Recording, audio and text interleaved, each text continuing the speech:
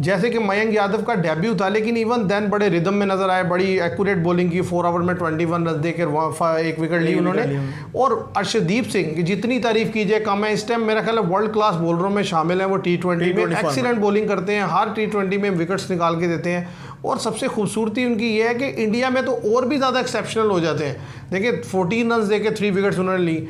और एक अपॉर्चुनिटी थी वरुण चक्रवर्ती के लिए ये T20 मैच, तो उन्होंने इस अपॉर्चुनिटी को बड़ा अच्छे से अवेल किया, 3 विकेट्स उन्होंने भी। अस्सलाम वालेकुम viewers, welcome to all of you on my YouTube channel Crick Chat. मैं उम्मीद करता हूँ आप सब खैरियत से होंगे। आज की वीडियो में हम बात करेंगे इंडिया और बांग्लादेश के दरमियान 3 T20 मैचेस की सीरीज़ किया। आज पहला जो T20 था वो ग्वालियर में खेला गया और बड़ी इजी डिफीट दी इंडिया ने बांग्लादेश को, जैसा कि एक्सपेक्टेड था कि इसी तरीके से इंडिया डिफीट देगा।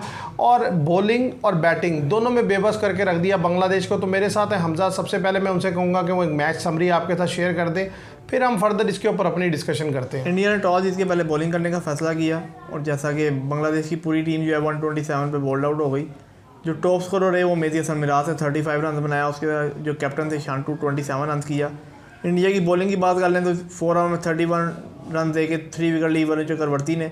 और ऐसे ही 4 ओवर में 14 रन दे के 3 विकेट ली अर्शदीप सिंह ने। 4 ओवर 21 रन दे के 1 विकेट ली मयंक यादव ने, जो डेब्यू कर रहे थे अपना। हार्दिक पांड्या ने 4 ओवर में 26 रन दिए, 1 विकेट ली। तो ऐसे ही ओवरऑल पूरे बॉलिंग कम्बिनेशन की इंडिया ने उनको आउट किया। हर बॉलर ने विकेट ली, 3 अर्शदीप सिंह ने, 3 वरुण चक्रवर्ती ने, 1 हार्दिक पांड्या ने।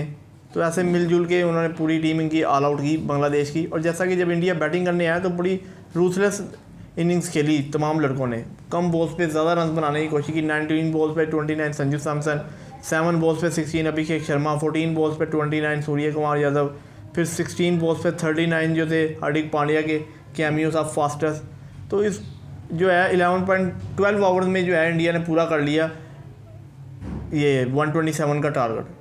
असल में अगर बात की जाए इंडिया की अप्रोच की, तो पिछले कुछ अरसे से एक्सीलेंट अप्रोच है।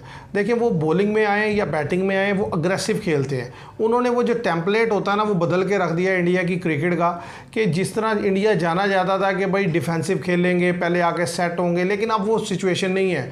अगर उनका बैटर आता है, डेब्यूटेंट है, न्यू है या एक्सपीरियंस प्लेयर है, खेलने का स्टाइल एक ही है। और इसी तरीके से जो बॉलर हैं उनकी बॉलिंग में वो रिदम नजर आता है। मयंक यादव का डेब्यू था, लेकिन इवन देन बड़े रिदम में नजर आए, बड़ी एक्यूरेट बॉलिंग की, 4 ओवर में 21 रन देकर 1 विकेट ली उन्होंने। और अर्शदीप सिंह की जितनी तारीफ की जाए कम है। इस टाइम मेरा ख्याल है वर्ल्ड क्लास बॉलरों में शामिल है वो। T20 में एक्सीलेंट बॉलिंग करते हैं, हर T20 में विकेट्स निकाल के देते हैं। और सबसे खूबसूरती उनकी ये है कि इंडिया में तो और भी ज़्यादा एक्सेप्शनल हो जाते हैं। देखिए 14 रन देके 3 विकेट्स उन्होंने ली। और एक अपॉर्चुनिटी थी वरुण चक्रवर्ती के लिए ये T20 मैच, तो उन्होंने इस अपॉर्चुनिटी को बड़ा अच्छे से अवेल किया, 3 विकेट्स उन्होंने भी। सोचता हूँ कि ये जो सीरीज़ है ना, ये इंडियन जो यंगस्टर्स हैं उनके लिए एक अपॉर्चुनिटी है। क्योंकि अदरवाइज़ अगर कंपैरिजन कर लिया जाए इंडिया और बांग्लादेश का, वो तो बनता नहीं। इंडिया ने ज़ाहिर है पहले भी हमने यही बात की थी कि 3-0 इंडिया करेगा, बड़ी शॉकिंग होगा अगर एक भी मैच बांग्लादेश जीत गया। तो जिस तरीके से बांग्लादेश को डिफीट हुई है उससे पता ही चल रहा है कि 3-0 वो ईजिली करेंगे।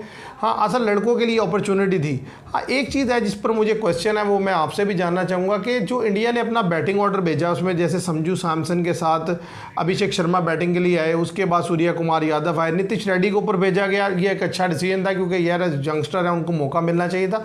लेकिन हार्दिक पांड्या की जगह आप नहीं समझते रियान पराग या रिंकू सिंह को आना चाहिए था, ताकि उनको थोड़ा मौका मिलता, उनका कॉन्फिडेंस बेहतर होता। हार्दिक पांड्या को नहीं आना चाहिए था क्योंकि मैच की सिचुएशन देखी जाती है। हार्दिक पांड्या ने बैटिंग करके क्या करना है आज के मैच में कि आप देखें ना, आप 127 रन का टारगेट चेस कर रहे हैं। आपको चाहिए रियान पराग को भेज दें उधर या रिंकू सिंह को, आप रेस्ट करें। क्योंकि रियान पराग भी तेज़ ही खेलते हैं। अगर वो पढ़ाए तो वो भी ऐसी सलाहियत रखते हैं कि 16 बॉल्स पे 39 रन बना सकते हैं वो भी, इसमें कोई बड़ी बात नहीं है। तो आप रेस्ट करते, आप उनको भेजते कि ज़रा उनका कॉन्फिडेंस बहाल होता है। क्योंकि आगे 2 T20 मैचेस जो हैं शायद आपको फर्स्ट बैटिंग करनी पड़े है, होगी बैटिंग भी करी, पर मैं वैसे बात कर रहा हूँ कि आपको फर्स्ट बैटिंग करनी पड़े, आपके ना ऊपर सूर्य कुमार चले या उनको जल्दी बैटिंग करना पड़े, फिर जो वो प्रेशर में खेलें। तो ये है कि पहले उनसे ज़रा बेहतर इनिंग्स कुछ खेली हो कोई उन्होंने क्रीज पे, तो बेहतर है कि वो इंडिया के लिए बेहतर परफॉर्म कर सकें। देखिए असल चीज़ ये है कि रिंकू सिंह और रियान पराग पिछली सीरीज़ में भी कोई खातिरख्वाही नहीं कर सके थे। तो अब उनके पास एक अपॉर्चुनिटी है कि 3 T20 ये मिले थे। तो अगर आज वो कुछ खेलते, जिस तरह आपने सही हाईलाइट किया कि अगर नेक्स्ट जो T20 मैच है उसमें अगर अर्ली ऑन विकेट्स गिरती हैं, फिर ये लड़कों को चांस मिलता है। तो वो प्रेशर में खेलेंगे, तो वहाँ ज़रा थोड़ा डिफ़िकल्टी होती है। अगर वो आज थोड़ा क्रीज पे टाइम स्पेंड कर लेते तो उनके लिए बेहतर होता। ये इस चीज़ में थोड़ा सा मुझे कंसर्न है। अदरवाइज़ तो ज़रा बेहतरीन इंडिया की परफॉर्मेंस थी। आप देखें उनके जो बैटर्स हैं वो भी एक्सीलेंट फॉर्म में नज़र आए और जो बॉलर थे वो भी एक्सीलेंट फॉर्म में। असल चीज़ जो है ना, इंडिया ने अपना माइंडसेट बदल लिया है। देखिए अगर वो आराम से भी खेलते तो 15-16 ओवर में चेस कर लेते, लेकिन उन्होंने अब ये सोचा है कि नहीं, हमने चाहे बैटिंग हो या बॉलिंग हो, हमने अटैक करना है और हमने सामने वाले को बिल्कुल उड़ा कर रख देना। और वो नज़र भी आता है। देखिए बांग्लादेश की क्रिकेट आप 1.5 महीने पहले देख लें क्या थी और आज क्या है। 1.5 महीने पहले जब वो पाकिस्तान के अगेंस्ट खेल रहे थे तो ऐसा लग रहा था बड़े ही ज़बरदस्त बॉलर है और बड़े ही ज़बरदस्त बैटर है, हमें वाइट वॉश करके ऐसे ही है। और जैसा कि हमें वाइट वॉश करके गया और जैसा कि फिर उनके मुल्क में जश्न मनाया गया, ये वो गई पाकिस्तान को और आगे आए हैं।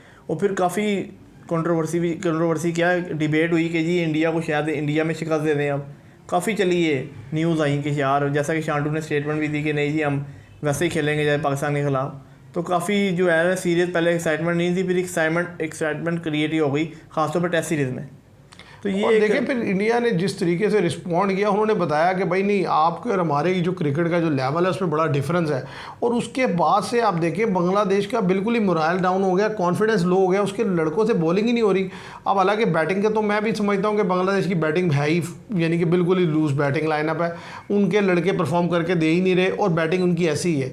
लेकिन जो कुछ उन्होंने उनकी बॉलिंग के साथ किया वो उससे भी बुरा था। देखें 11 ओवर में 127 रन कर दिए, 11.5, जबकि आप पहले खेलते हुए 127 पे पूरी टीम आउट हो जाती है किस्म की, और आप 20 ओवर्स खेल जाते हैं तो दूसरी टीम आके वही टारगेट 11 ओवर में चेज कर देती है। माना कि ड्यू फैक्टर होगा, सारा कुछ होगा, लेकिन फिर भी बॉलर कुछ तो बॉलिंग करे ना। देखिए मुस्तफिजुर रहमान पहले ओवर से ड्यू क्या, ना हुई, मुस्तफिजुर रहमान क्या गेंद कर रहे हैं, तस्कीन अहमद खेल रहे थे, शरीफुल इस्लाम शरीफुल।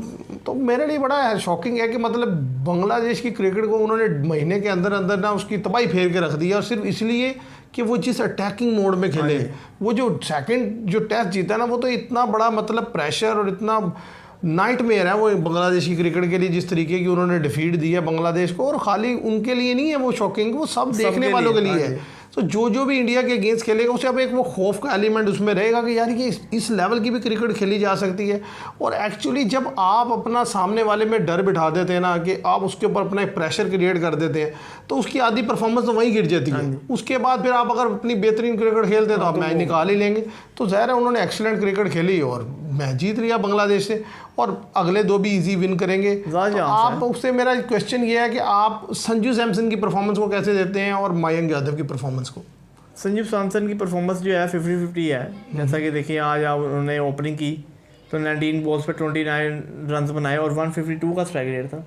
तो स्ट्राइक रेट भी बेहतर था, क्योंकि 140 प्लस का स्ट्राइक रेट जो है T20 में बेहतर जाना जाता है। और जैसा कि अब एडवांस क्रिकेट है 160 भी बेहतर होता है, पर यह 140 से जो अबव होता है वो बेहतर कंसीडर किया जाता है।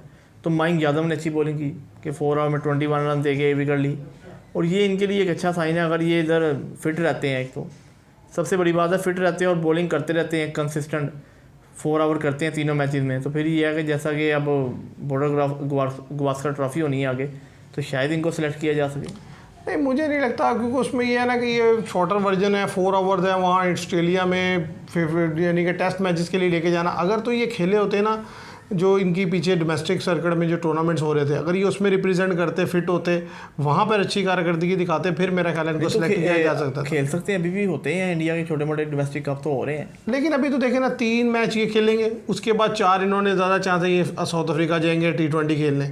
तो इन 7 T20 मैचेस में ही आप उधर पहुँचेंगे जहाँ पर आपने टीम का अनाउंस कर देनी है ऑस्ट्रेलिया के लिए। नहीं, उससे पहले ही पता चले इनको शामिल कर लें अगर। नहीं, वो मुझे थोड़ा सा शॉकिंग इसलिए लगेगा कि अभी आपने ODI भी नहीं खेले, आपने यानी कि 3 डेज़ 4 डेज़ मैचेस, मुझे नहीं पता कितने को खेले हैं, थोड़े बहुत ही खेले होंगे। तो अब इस जस्ट T20 की बेस पे अगर आप सेलेक्ट कर लेते हैं उन्हें, तो फिर वो ये होता है कि लड़के के लिए भी प्रॉब्लम होती है। ऐसी जगह जाकर ऑस्ट्रेलिया के ख़िलाफ़ गेंद करना कोई आसान काम तो नहीं है।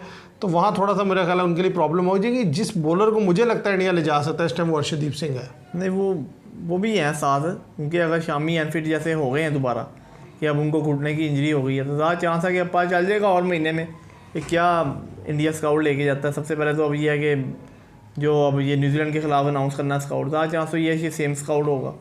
अच्छा, और बांग्लादेश को आपको लगता है कि बांग्लादेश कमबैक कर पाएगा अगले 2 T20 मैचेस में, जिस तरीके की उनकी परफॉर्मेंस चल रही है कुछ, एक तो लास्ट टेस्ट में स्पेशली और जिस तरीके से आज का T20 खेला है? या मुश्किल है, ये वन साइडेड तीनों दो जो T20 रह गए होंगे, अगर किसी मैच में रन कर भी लिया 160 इन्होंने, फिर भी वो चेज हो जाएगा। ऐसे ही अभी वर्ष, क्योंकि बांग्लादेश का जो शायद एक डाउन कर दिया T20 इंडिया लूज कर जाए। नहीं, मुझे लगता नहीं है, क्योंकि उनका जो देखें उनके जो प्लेयर है ना, एक्चुअली वो इन मैचेस को अपने लिए एक अपॉर्चुनिटी देखते हैं और हर कोई बेहतर से बेहतर करने की कोशिश करता है। तो वो फिर ऐसी सिचुएशन में सामने वाला फिर इतना बुरा ऊपर से खेल रहा हो कि देखें ना बॉलर परफॉर्म कर रहे हैं ना बैटर परफॉर्म कर रहे हैं, फिर दूसरी तरफ अगला एफर्ट कर रहा है, तो वो कंपैरिजन ही नहीं बनता, मुकाबला नहीं बनता, तो ज़रा इंडिया ने ईजिली विन कर ही जाना है। तो अब देखते हैं जब आगे जब मैचेस आएंगे उसमें क्या होता है। तो व्यूअर्स, आज के लिए इतना, उम्मीद करते हैं आपको वीडियो पसंद आएगी। वीडियो पसंद आए तो इसे लाइक कीजिएगा, शेयर कीजिएगा, चैनल को सब्सक्राइब कीजिएगा। Thank you very much.